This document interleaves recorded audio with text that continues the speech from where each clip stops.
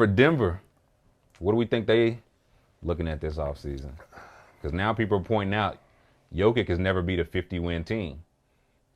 Every 50-win team he's played against, like last year, they won it all. What do you say?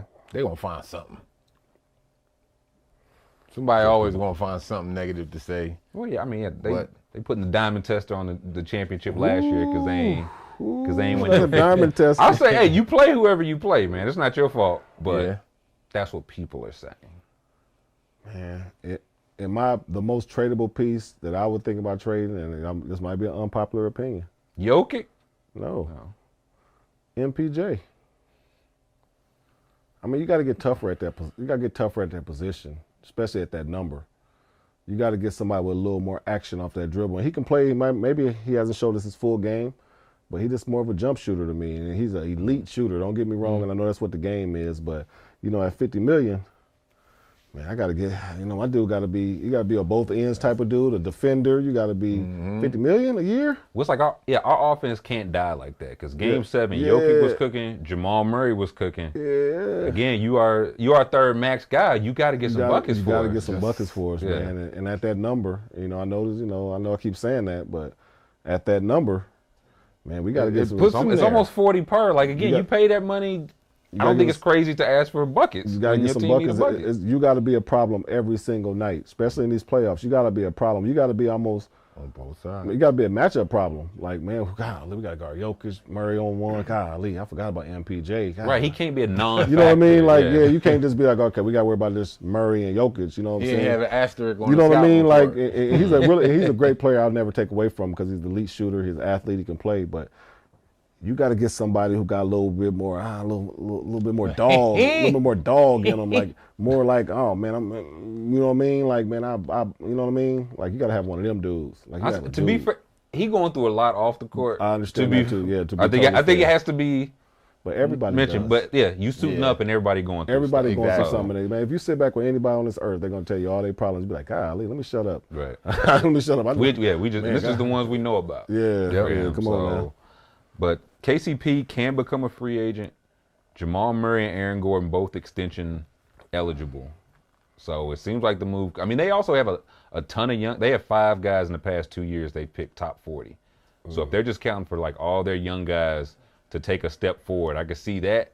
But also their starting lineup was getting rolled by Minnesota. It wasn't even like in most times it's like their starting lineup won, but the bench didn't hold up. No, they starting lineup was just getting mashed by the Timberwolves. Hunger. Them young boys was hungry. They never been to the top of that mountain. It's a whole different altitude atmosphere. Yeah, Denver been there. They did it last year, but it's a whole different altitude. You know what I'm saying? Everything's more on the microscope. Yeah. And they got to tighten up their bench a little bit more, or give their bench a little bit. Give him a little. They were last in the postseason in bench minutes played. You know what I mean? So give him a chance. He rode his starters. Yeah, give him a chance. You know what I mean? To do something. You know what I'm saying? Like them dudes wasn't playing enough to even see. Like you play Bron sometimes, but you got, we like P. Watson. We like young. He didn't really play this. Put young Watson in there and give him a chance to kind of get baptized a little bit into this game and this series and get his confidence. It ain't maybe not for this year, but going into the summer and coming back next year where he's like, okay, I done played in some meaningful games. I done played some meaningful minutes. All right, now I can go watch some film of myself and be like, okay, I got to learn from this. Okay, how can I really kind of get into these spots where I'm a fixture in these lineups or the rotation or whatever? But he didn't even get a chance. Bron got a chance a little bit, but it was kind of hit or miss. You know what I'm saying? Who was it? They didn't play DeAndre Jordan ever. You know what I'm saying? They didn't really play nobody other than their starters.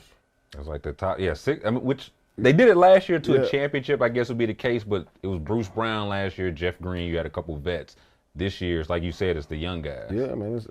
So you gotta, sometimes you gotta put young against that young. You gotta let a young Pete Watson maybe try to chase Anthony Edwards around a little bit, try to match up with McDaniels, Lanky Tail. You know what I'm saying? You gotta have that young boy energy because it's so tough as an older dude with a lot of miles on your body. Even if you're on 6 or 7 years, but you've been playing 30-something minutes, 35 minutes. Regular season, postseason. Regular season, postseason. Then you know what I'm saying. Some of them dudes play for their national teams in the summertime. So you know what I'm saying. So them summers become shorter.